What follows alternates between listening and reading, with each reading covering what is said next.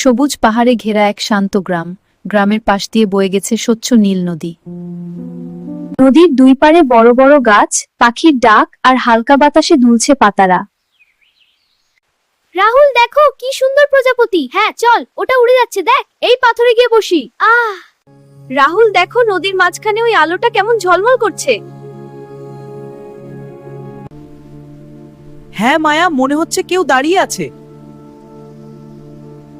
তারা দেখতে পেল নদীর মাঝখানে এক পাথরের ওপর সাদা পোশাক পরা এক সুন্দরী পরী দাঁড়িয়ে আছে। ভয় পেও না বাচ্চারা, আমি এই বনের রক্ষক পরী। তুমি এখানে কেন এসেছো?